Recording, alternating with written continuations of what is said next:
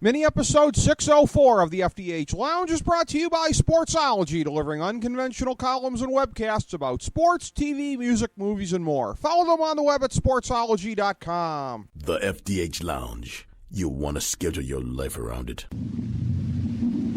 A long time ago, on a gloomy, wet Cleveland spring night, two men stand alone amidst the late-night drizzle. Their voices echo across the vacant station parking lot as they debate the merits of the great American radio show that have been missing for far too long. On that night, an idea was born. That idea became the FDH Lounge.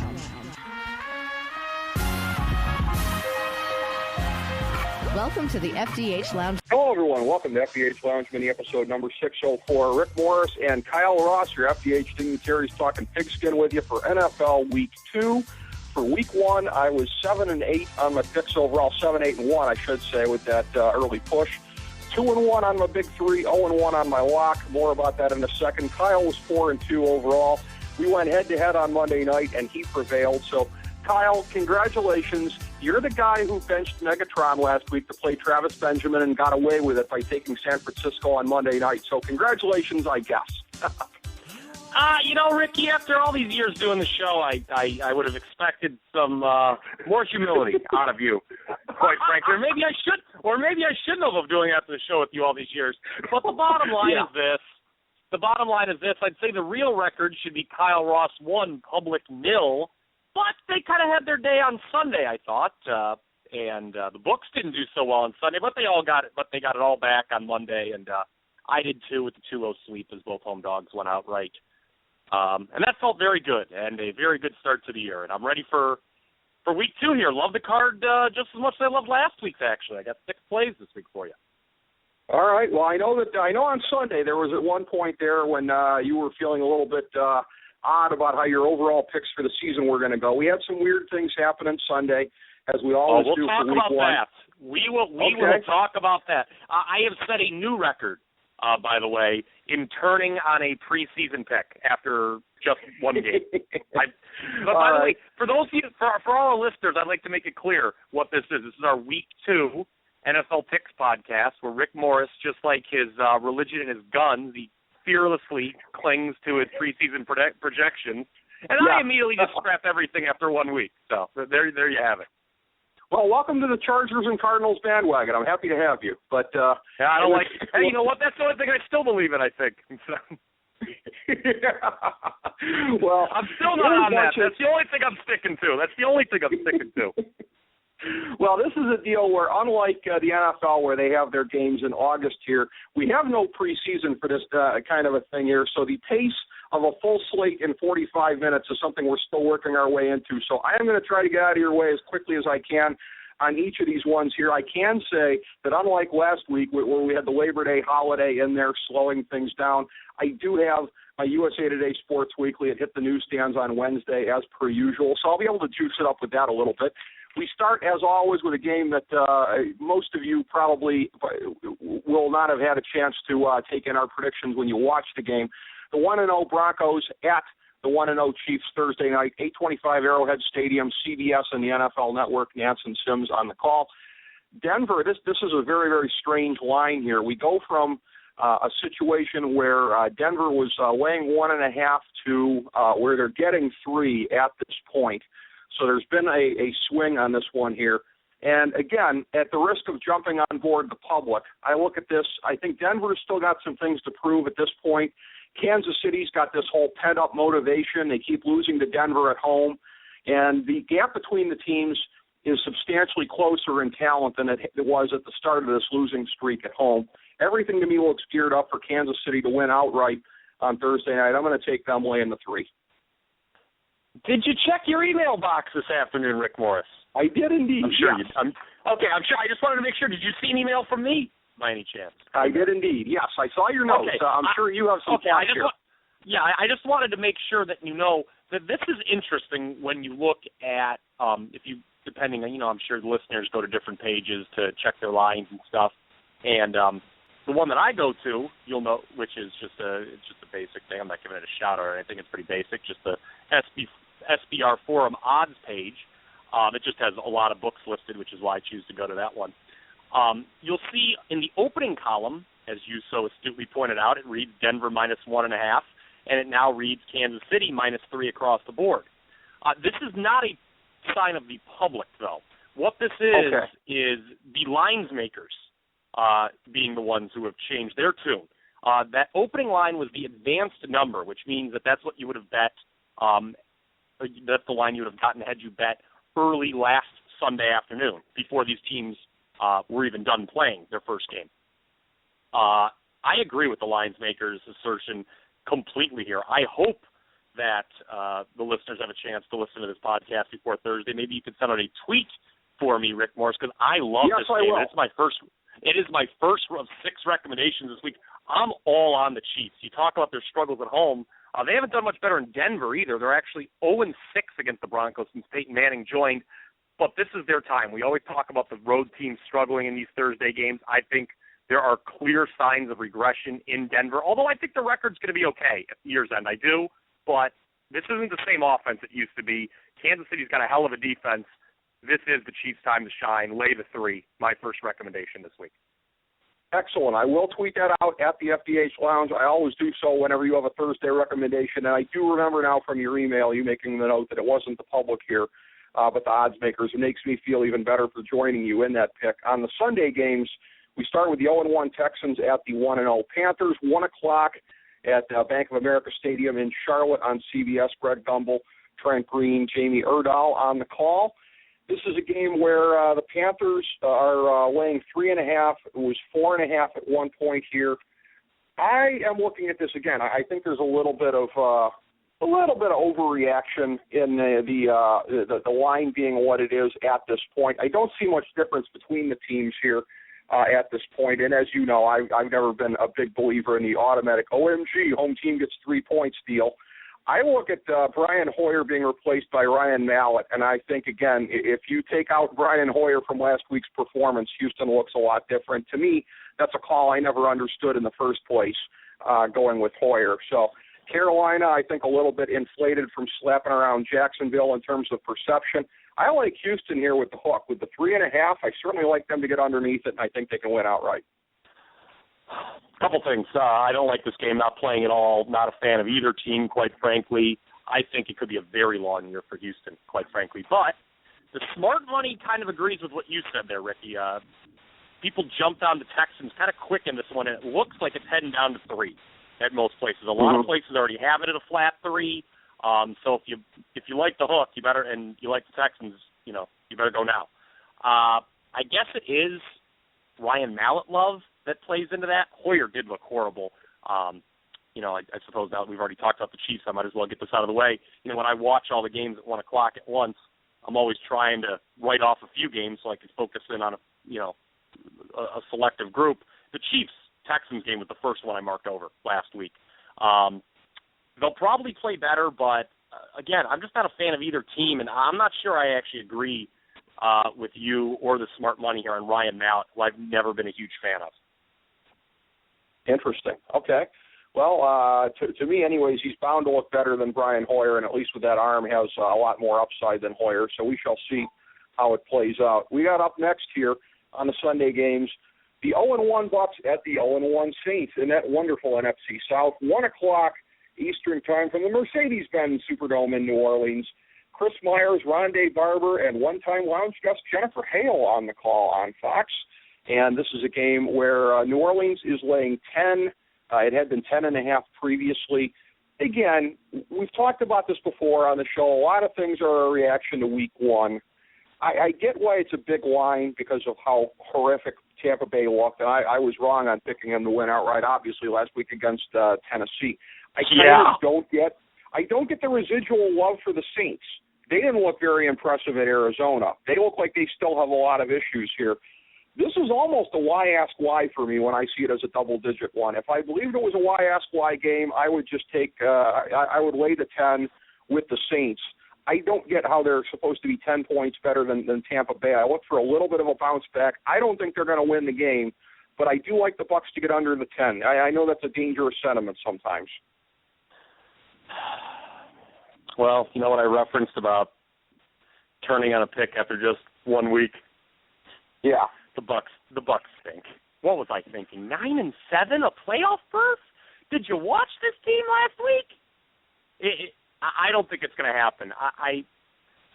When I said best case scenario for Tampa Bay this year, going 9-7, I had week 1 in the win column. They lost by 28 at home to Tennessee. Right.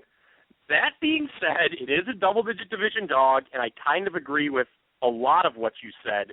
One issue that New Orleans has that's new from last year is some red zone inefficiency now that Jimmy Graham is not on their team. They really struggled against Arizona in the red zone. Because I like them so much, I'm going to give them do a little of a give them one last try, I guess. I love me some double-digit division dogs usually. Why not? Second recommendation of the week, Tampa Bay, and you can get them plus 11 still at 5 dimes. This line's bounced around a little bit. Open at 9.5, quickly went up to double digits. Now it's it even went up to 10.5, like you said. Now it's back down to 10. 11's the best number. So if you like Tampa Bay, go to 5 dimes. That's what I'm doing here. I think some of the perception with New Orleans, too, I'm going to borrow a term here from the political debate season. We hear about rhinos and in-name onlys. I'm coining the term Dabino, Drew Brees in-name only. This is a guy where, again, I think people think that this is 2009 Drew Brees in terms of public perception. He ain't, and he don't have the weapons anymore. I think that probably feeds into it. Don't forget the Saints. We talked about this a lot in our preseason shows. No longer infallible at home. They lost their last 5 games at the Mercedes-Benz Superdome last year. They did indeed, and that's something people need to be cognizant of. Next up, we have another divisional battle in the National Conference. It's the 0-1 Lions at the 0-1 Vikings, 1 o'clock Eastern Time, TCF Bank Stadium in Minneapolis. Past Lounge guest Sam Rosen on the call with Kirk Morrison and Peter Schrager. This is a game where the Vikes are just laying the straight 3 at home. If at first you don't succeed, ... I was on the Vikings last week. This is not going to be a recommendation, but I'm a little bit perplexed, even with how bad they look, as to how it's just the standard OMG home team must get 3 here. You would think that they would get a little bit more love than that. I like the Vikings to cover it in terms of a bounce back. I understand that the Lions, if you looked at the first half last week, looked like world beaters, but again, still issues with inconsistency here. If the Lions won outright, it wouldn't shock me to death, but I think the Vikes are going to bounce back, and I think this line's a little bit of an overreaction to how Minnesota looked Monday night. Yeah, again, I'm going to respectfully disagree here. Not that I'm going with the Lions. I'm just going to respectfully disagree with your assertion on the line. I think it's a very fair line. The Vikings did not look good last week. They looked even worse than I thought, and as you know, I'm not nearly as high on this team as many others are, yourself included. I am probably the only person in America who thinks they should not have brought back Adrian Peterson. I thought they could have got a king's ransom for him and continued to build the roster the right way. He's already complaining. I think that they kind of developed an offense without him last year that sort of worked, and now they're integrating him back in. It's going to be a learning curve. That being said, Detroit they blew the big lead last week at San Diego. Both you and I had the Chargers, but that final score is a little misleading in that they weren't nearly as impressive as the score showed in the first half. I believe they had 2 non-offensive touchdowns in that game. I know one early, en route to the 21-3 lead. So when you lose a game when you're up 21-3 and you have 2 non-offensive scores, that's bad. The Lions, we both had them regressing this year, and regress they will. But I'm not going to lay the points with the Vikings here. Pass. All right, taking a pass on that one here. Up next, the 1-0 Cardinals, my pick to win the National Conference this year, at the 0-1 Bears, 1 o'clock Eastern Time, Soldier Field on Fox with Tom Brenneman, Charles Davis, and Tony Siragusa on the call. This is a game where Arizona, a short road favorite, they were laying 2, had been 1.5 initially. The Bears, at least offensively, looking a little bit better than some people thought last week, and, of course, jumping out to that lead on Green Bay before surrendering it, largely because they are still the team we remember defensively. Defensively, they still have their issues. And, again, I'm on Arizona this year while not believing in them as an offensive juggernaut. But I think this is a situation where it's pretty ripe for Carson Palmer. I think against this Bears secondary, still working their way back from the depths of last year. Again, I'm going to defer to the macro as I am going to be a couple times this week. If I pick Arizona to win their division, they got to win a game like this. So I think they will. I like Arizona laying the 2 at Soldier Field. I do not like Arizona nearly as much as you do this year. I think they're in my regression category. Of course, they were last year, and we all saw how that turned out. Nevertheless, you talk about Chicago's defense. Let's not forget they were going against Aaron Rodgers last week, who's always seemed to have their number. I thought they played really well. Because I had Chicago, and that was the only game in the 1 o'clock window that I had, believe it or not. I watched that game a great deal, and I really thought that the Bears were going to pull it out, at least a cover, if not the straight-up win. I'm coming back with them this week as another recommendation. I don't see John Fox losing his first 2 games at home, and, again, you want to talk macro, I don't believe in Arizona. I don't think, although they won last week, that my opinion of them changed 1 iota.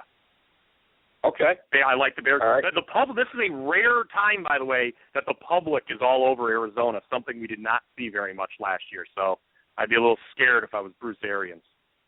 Very interesting. Not believing in Arizona. All I can say is welcome to the Bitter Clingers Club, Kyle. We're happy to have you here. Up next, Wait, no, I'm sorry. What was that? What was that? No, I don't believe in Arizona. Yes. You're right. Yes, yeah. So the Bitter Clingers. Yes, okay, gotcha. I got you on that one. Up next, it's the 1-0 Pats at the 1-0 Bills. 1 o'clock Eastern Time, Ralph Wilson Stadium in Orchard Park on CBS. Kevin Harlan, Rich Gannon on the call. And this game, you talk about, again, reactions to Week 1. This is one where the Pats were laying 1.5 points. It is a pick'em at this point. And to be honest with you, I'm looking at this and I'm going, you know what? Throw out a lot of the preparation. I know Belichick had an extra 3 days, but the Tyrod Taylor he was expecting to see is not what got trotted out on Sunday. So I'm thinking to myself, you know what? And the Bills' defense is even better than I thought it was going to be. So I'm thinking to myself at this point, short term, I'm going to be a little bit of a buyer on the Bills. I was set to go on the Bills until Rex Ryan went Rex Ryan and started running his mouth. And for a guy who, again, largely has gotten the short end of the stick against Belichick, you wonder, aside from 1 or 2 big games, you wonder if he's ever going to learn. And this is a situation where had he not poked the bear, I would have been on the Bills. I'm not under this circumstance. I like New England on the road, and I think Rex Ryan's just got to learn one of these days, to try to sneak up on people. I realize it's going to be hard after what they did to Indianapolis last week, but, it's strictly because of his mouth that I'm going against them right now. It's funny that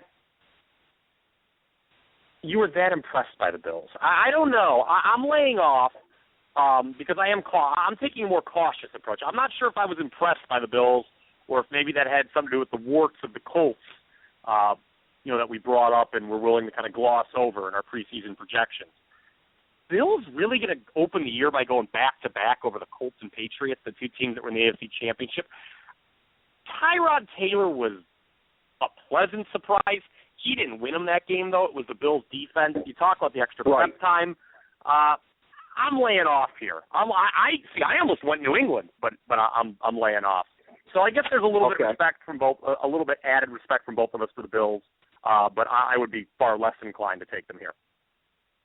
Well, I can understand where you're coming from on that one there. And, again, it's going to take a little bit more of at least September, if not further, to kind of play out and show what the real story is going to be in Buffalo. Up next, the 1-0 Chargers at the 1-0 Bengals. 1 o'clock Eastern Time, Paul Brown Stadium in the Natty on CBS. Iron Eagle, Dan Fouts, and Evan Washburn on the call. This is a game where Cincinnati's just laying the standard 3 points at home. No real line movement to speak of here. Again, I talked about it with Arizona before. For my pick to win the AFC and to win the Lombardi Trophy this year, the Chargers, again, if they're going to win the AFC West, this is a game they got to win. And my opinion on the Bengals didn't change much from last week. My opinion that the Raiders may be, a poor team but not horrific has changed. Rarely, if ever, if you go back on this show, do I give the Raiders too much credit. I'm usually underrating them. As bad as they are, I usually think they're going to be worse. This year's the opposite. As bad as the Raiders are, they're worse than I thought they were. I'm not going to give the Bengals a whole lot of credit here. I understand all the circumstance. Oh, West Coast team, 1 o'clock game. The Chargers, once they got it going last week, showed you what they can do. San Diego Superchargers with the 3 points they won't even need. I like them Sunday in the Natty. You are a Republican. You disregard a lot of things that make sense. You know, it's very interesting about you. I got no opinion on this game. Something else to point out with Cincinnati-Oakland is that Derek Carr left the game early, and the Raiders have nothing behind him. I mean, Derek Carr's not exactly Tom Brady, but they have nothing behind him whatsoever at that position. So take that big blowout win with a grain of salt. I just got nothing here. I don't know. This to me was a game I got no take on whatsoever. Don't blame you. It's one that's again. I'm on San Diego for the macro, but if you just look at the micro level, I figured you would be, but it is the early. You know, I believe in that early start time stuff, so that's why I'm laying off. I think they're a better team too. I'll concede to that point. Yeah, exactly. And I know that again. I know that the NFL being what it is, your opinion on San Diego, strangely enough, and mine are not too far off. You, I think, have them just missing the playoffs. Yep. I have them making it and coming out of the AFC. There's a fine line, and it's the same way with me in Kansas City. I have them just making the playoffs or just missing it. You have them making the playoffs, but I have a lot of respect for them.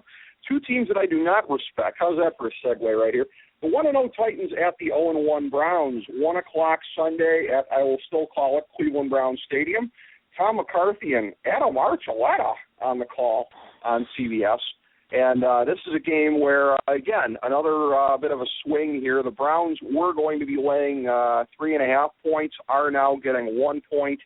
And, again, you talk about reactions off of week one. Keep in mind that the Browns were one of my big 3 picks to lose last week, so this was not me being a homer here. But this, even with Johnny Football in there, this smells like an overreaction.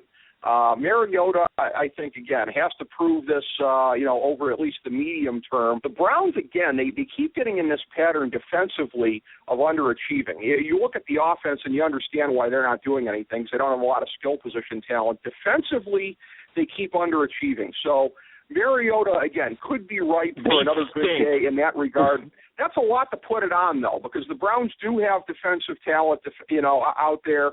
I expect that it's going to be a rougher day for Mariota. Again, I like the Browns getting the 1 largely just because, again, I don't believe the stampede in Tennessee's direction. I don't believe that, again, I know some people disagree with me. Oh, Tennessee was just, they were better than their talent last year. I don't think they were. I don't believe it. Well, I honestly I don't believe it. Hold on. Okay. There's a big difference in the talent this year. They have Marcus Mariota at quarterback and not Zach Mettenberger, your boy. That helps. And here's what else. And this is, I might be overreacting. Here's overreaction week 2. Punting on the Bucks and their long-term prognosis. In the same vein, I'm kind of buying the Titans, Ricky. A rare agreement with a public line move by Kyle Ross. This is a recommendation on the Titans. The Browns are awful. They are awful. They are going to lose so many games this year. They're going to have the worst record in the league. Mariota's better than Johnny Football. And a lot of the same things that factors that were pointing up for Tampa Bay this year, same thing with Tennessee. They were like 1-5 in close games. They upgraded the quarterback position. I'm telling you, in a division that stinks, Tennessee can fight its way to 500, and it continues with a win this Sunday in week 2. Titans 2-0. If it happens, this is going to be the worst the Browns have been since the days of Chris Palmer. It's going to be full on. Although, again, I don't have a problem with hashtag. They're awful. I don't have a problem with. I don't have a problem with fail for Cardale. You know me. I'm all about fail for Cardale. But I'll tell you what, again, Kyle, defensively, it remains inexplicable. Defensively, they're not as bad as they have looked. It's inexplicable. They stink, Ricky. Kyle, there's plenty of talent defensively. the Cleveland Browns are an institutional failure at all levels. I would be happy. I think we did one time after they traded Trent Richardson. I would be happy to talk about what a disgrace this franchise is. And I'm going to say something right now that's going to throw you off for the rest of the podcast. Art Modell greater than Jimmy Haslam. Thank you very much. It's setting the bar low, but I don't necessarily disagree, such as my discussion with the Haslam regime. I don't necessarily, although, I don't think Haslam's going to move them, but aside from that, you take the move out of it, I don't necessarily disagree, although, again, I would take the Browns getting the one this week. We'll see. Kyle, you want to be with Joe Public on this one? Be my guest. Hey, you're the one. Hey, you were the one tweeting how smart the public. You were the one texting me how smart the public was right before the Steelers fucking with a stun-down shot on that drive. I know. Hey, the public's got to be right a few times, and they were right a few times last Sunday. I know. I think including with some of the teams that we have yet to talk about here in the 4 o'clock window. I think so. We got up next here on the 1 o'clocks. The 1-0 Falcons at the 0-1 Giants. 1 o'clock Eastern time at Life Stadium in East Rutherford, New Jersey. Kevin Burkhardt, John Lynch, and the delicious Pam Oliver on the call. This is a game where the Giants are laying 2, down from 3 initially. It just looked like same old Giants Sunday night with some of the dysfunction that they have. I look at their ongoing defensive issues, and I think Matty Ice is going to have himself a good day picking them apart here. I like Atlanta on the road. They have some ghosts to slay here in terms of that ugly playoff game at the Meadowlands a couple of years ago. I like what Dan Quinn is doing here. You've kind of talked about this with what Dallas did last year, and I've sort of made the analogy that maybe defenses are getting to be like bullpens in baseball, where improvement from one year to the next with younger players can be hard to see coming. Dan Quinn is damn sure going to get the most out of what he has with the Falcons here. I think he's going to suppress the Giants enough for the Atlanta offense to take them over the top. I like the Falcons getting the 2 Sunday. This is your podcast, Rick Morris. It is the FDH. I am only a guest in the FDH Lounge. So I ask you this: can I swear right now? Can I utter a naughty word? Well, so you're a fellow. All members of the ensemble have the same rights. Go for it, buddy. It's an ensemble. The fucking Giants, man. That was what set off my string of texts to you on Sunday. When I picked them to win the NFC East, that was a game, week 1, that I had them winning, and I picked them, and they did cash, by the way. That was one of my 4 winners last week, taking the Giants plus. It was a wire-to-wire cover. But my God, you get all those breaks and you can't close the deal. That's really, really disheartening to do, and so I'm kind of revisiting them. That's why, like, that coupled with Tampa Bay's stink bomb of a performance, I was like, well, there goes my 2 breakout candidates this year in the NFC. But I think the line dropping below 3 here, there is a little value on the Giants. It did not make a recommendation because I am worried about a bit of a hangover from the Cowboys game. At the same time, though, Atlanta was a winner for me as well last week, you recall. I had the Falcons. Right. There were some ghosts of Falcons pass in the second half of that game, though. You talk about Dan Quinn getting the most he can out of his defense. Whew.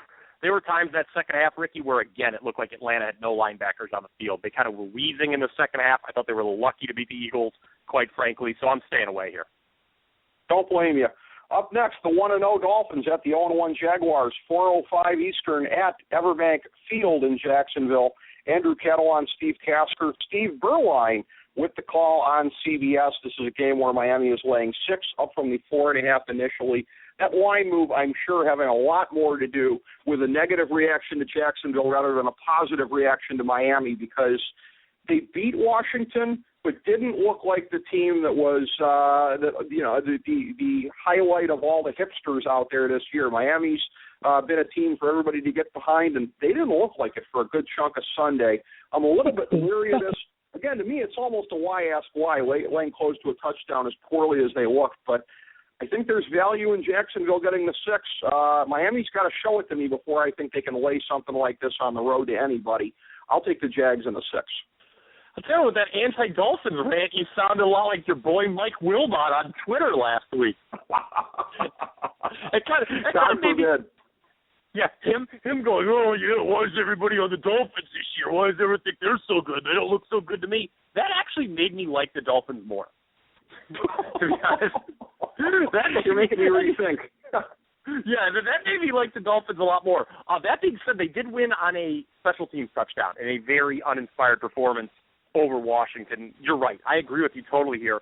This line's going to hit 7. The public is all over the Dolphins because they were one of the 2 teams that really came through for the public last week in that game against Washington. They were laying a few points less to the Redskins, which isn't a surprise since the Jaguars are perceived to be even worse than the Redskins. Pardon the Washington football team. I apologize for that slur there, Redskins. everybody. So it's not a surprise to me the public's coming back on the Dolphins here. I think they get burned after they got lucky last week.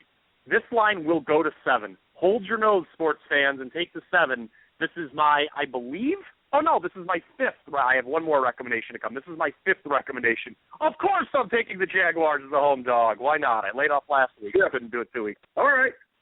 So there will be one more in our 6 games remaining that you will be going to. Up next, it's the 0-1. 6 games. Oh, boy. 0-1 Ravens at the 0-1 Raiders, 4:05 Eastern Time at Ocho Coliseum. The Trios team of Spiro Ditas, Sullivan Wilcox, and Scott Kaplan on the call on CBS as we rematch the AFC Championship game where Tony Siragusa took the cheap shot on Rich Gannon's shoulder and cheated to put the Ravens in the Super Bowl. Not that I'm bitter about that, mind you, or have a memory.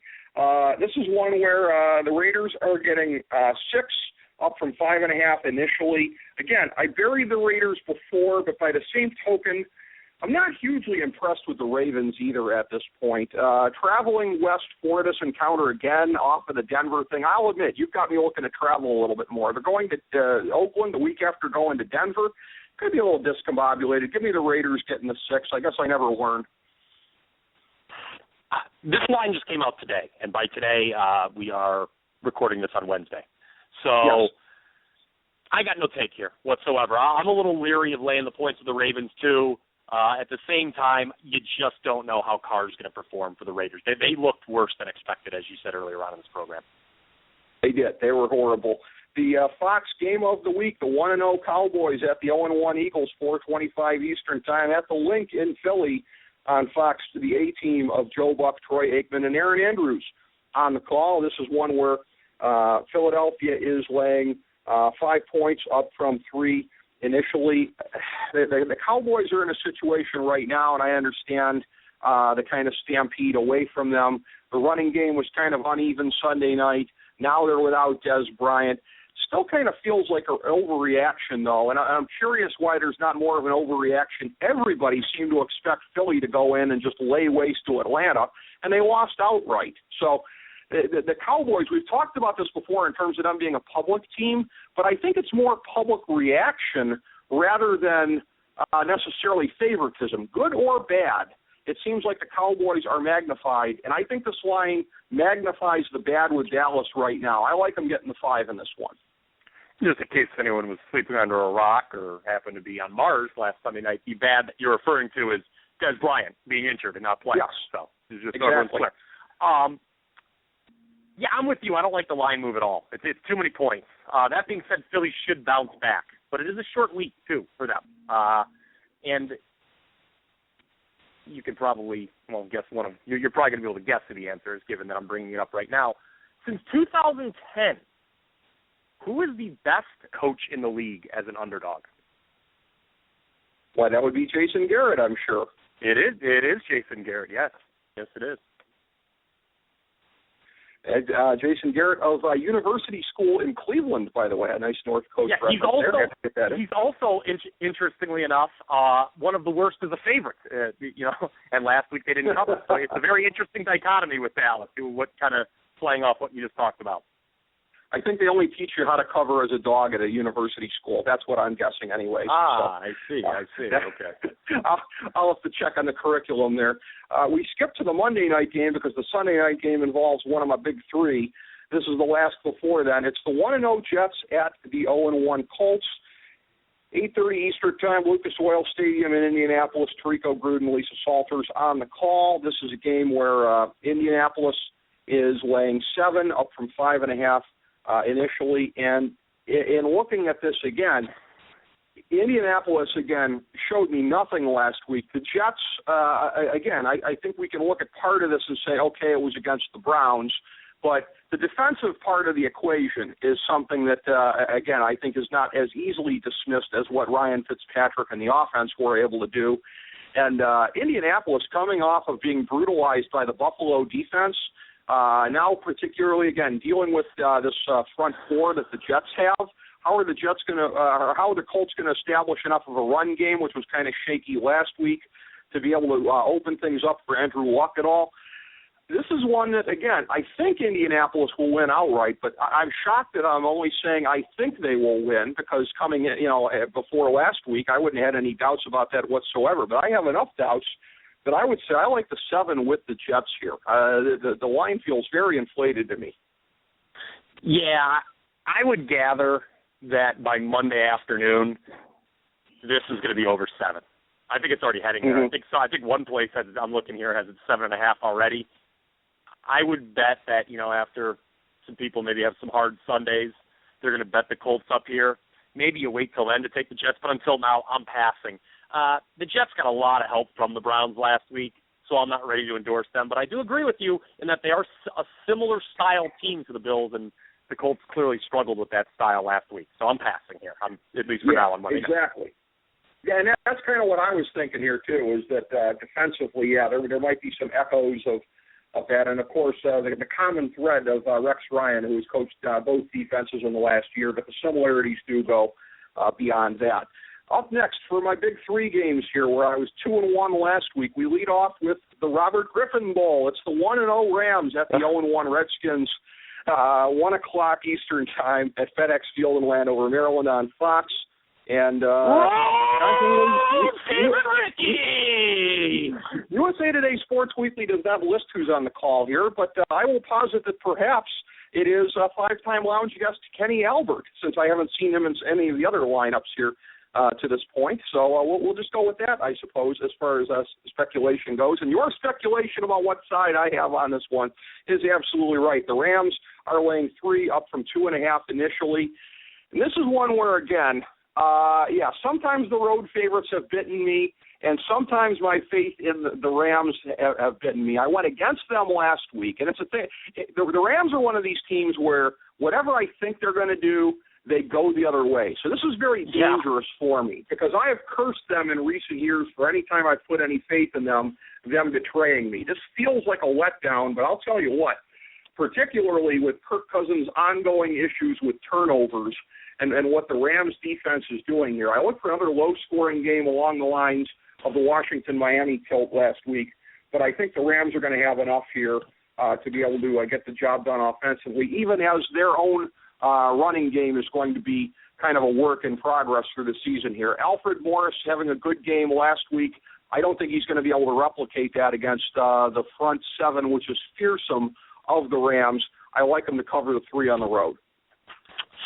Don't like this game, and you touched on it a little bit. The Rams' history of following up huge, unexpected wins over good teams with equally inexplicable losses to bad teams. So I'm staying away. All right. We go to the Sunday night game here, where this is, again, in some people's minds, a matchup of the top 2 teams in the NFC again this year. There you go again. The 0-1 Seahawks at the 1-0 Packers, 8:30 Eastern time from Lambeau Field in Green Bay, Wisconsin. NBC's team of Al Michaels, Chris Collinsworth, Michelle Tafoya on the call. A game that should do mega numbers for NBC, maybe the highest of the year for them when you look at the matchup of these teams. Green Bay is laying 3.5, up from 3 initially. I tell you what, Kyle, again, it goes a little bit beyond the absence of one man, but Cam Chancellor being a glue guy in the secondary there for Seattle. We saw it play out last week. The off-season deal with Earl Thomas, he looks like he's healed up pretty good here. He looks like that's not going to be as big of an issue. But, again, Chancellor is a force multiplier on that defense. They're different without him. The offense is still trying to kind of find their way in terms of their new identity. They really didn't work Jimmy Graham in that efficiently last week. It's hard to see circumstances where Seattle starts the season 0-2, but as has been proven in times past, that's not a death knell if you really are a great team. I still think Seattle's making the playoffs, albeit as a wild card, but I don't like them to get off the schneid in this game here. Aaron Rodgers picked apart for a good part of the NFC Championship game what was a better defense than he's going to be seeing here at home Sunday night, where he's very tough. I like the Pack laying the 3.5. It could definitely be more than that in my estimation. Well, look, it's weird because, 3.5 in the grand scheme of things is not huge, but I just can't go against the Seahawks as a dog. But at the same time, I can't disagree with anything you said. The Packers are going to be so fired up, finally getting Seattle at home. Remember, they've had to go to Seattle, I believe, the last 3 times these teams have played, including that very painful NFC Championship game loss. The Packers are going to treat this as if it was an NFC Championship game, I think. And the Seahawks are going to be 0-2 after this game. It's just a question of whether they lose by a field goal or more than a field goal. I pass, though. I will be a scared coward, in the immortal words of Mike Tyson. Motivationally, too, this is very interesting as well. Both teams ending last season in some of the biggest heartbreak in recent NFL memory. But for the Packers, it was at the hands of the Seahawks. So that motivation ties into this game here. The Seahawks, that won't tie into any of their games because they're not playing the Patriots in the regular season. We come next to my 1,000-star gold-plated lock of the millennium for NFL Week 2. My lock pick was 0-1 for Week 1. It is the 1-0 49ers at the 0-1 Steelers. 1 o'clock Eastern Time, Heinz Field in Pittsburgh. Oh, here it is. Kenny Albert, Darryl Johnson, and the lovely Tandora Oakman on the call in this game. All right, so I wonder who Fox's tandem is on the other game. That we shall see. This is one where the Squealers are laying 5.5, had been 6.5 initially. I went against the 49ers last week for my lock pick, and, of course, again, it bit me. I'm going to make it 2 weeks in a row here. And, again, showing that there is no bias on my part here. Everyone knows how much I hate Pittsburgh. Everyone knows how much I hate Baltimore and, to a certain extent, Denver and some other teams here. But for me to take Pittsburgh shows that I am being unbiased. But everything that you've said about the 1 o'clock thing for West Coast teams, again, I think that a lot of people are prematurely rethinking their assessment of the 49ers based on Monday night. My fluke-o-meter was exploding watching that game here. They won't sustain it again. Steelers will roll on them Sunday. Last week, I went against your lock of the week. I had the Niners. I loved that. Was one of those games where if I had been wrong, I actually would have completely lost faith in how I bet football games. I was pretty confident in the Niners. But as you know, I picked them to have a very bad record this year. I think that what happened last week could be their version of what Tennessee did to Kansas City last year in Week 1. There ain't going to be many more bright spots for the Niners. I cannot believe this line is coming down. It is a complete overreaction to a win on national TV. The Steelers moved the ball really well against New England. They just gagged at the end of drives. They had some missed field goals. I think the Steelers just roll the Niners here. As you know, I have one more recommendation left, and it is the Pittsburgh Steelers. I think this one gets ugly, quite frankly. I think so as well. Keep in mind also, too, with how much of this San Francisco offense looks to be built around Carlos Hyde, they are not built to come back. If Pittsburgh jumps out to a lead, this game is going to be over very, very early because stylistically San Francisco counts on being in the game or ahead or just narrowly behind if they're going to have any chance. But, yeah, that's my lock pick, joined in my big three by St. Louis and Green Bay. This is a pick for you, of course, along with Kansas City on Thursday night and the other picks being Tampa Bay, Chicago, Tennessee, Jacksonville, a real rogues gallery there for it always is a rogues gallery, isn't it, Ricky, at this point of the show? I always leave you at the rogues gallery here. Yeah, exactly. But we'll see how it plays out for Week 2. Again, Week 1, you were 4-2. Week 1, I was 7-8-1. 2-1 on my big three, 0-1 on my lock. We look forward to more success this week. It was looking rough for you for a period of time on Sunday, but some of your picks did rally here. And, again, you came out of it with a 2/3 winning percentage. So well done for the start, my friend. Yep, 2-0 Monday sweep. Loved it. Looked good. And, again, it was funny. It was one of those games where even though I won the bet, I was really mad at the end with the Giants. So, nice rally. I think this week we started early with Kansas City, and we don't let up on them. Let's do it, Ricky, and I'll talk to you again this time next week. We'll do that. Thank you very much, Kyle. Appreciate it as always, and thank you, everybody, for tuning in. The FDH Lounge mini episode number 604. As we bring the show to a close, we would like to extend our deepest gratitude to NBC, CBS, ABC, Fox, all Clear Channel affiliates, TNT, TBS, USA, UPN, Deadspin.com, YouTube.com, YTMND.com, MySpace.com, various blogs, Fox News, CNN, CNBC, MSNBC, IamBoard.com, Billboard.com, Google.com, ESPN, ESPN2, ESPN News, ESPN Classic, NBA TV, NFL Network, Sports Time Ohio, Athlon Magazine, Comedy Central, Cartoon Network, The Boomerang Channel, QVC, BET, The Spice Channel, Steno Notebooks, Manwich, Papermate Office Supplies, waitresses, strippers, bartenders, garbage men, janitors, microwave popcorn, the writers of The Office, Scrubs, Entourage, My Name is Earl, Oz, Metalocalypse and the Boondocks, Aquafina, and the periodic table of elements.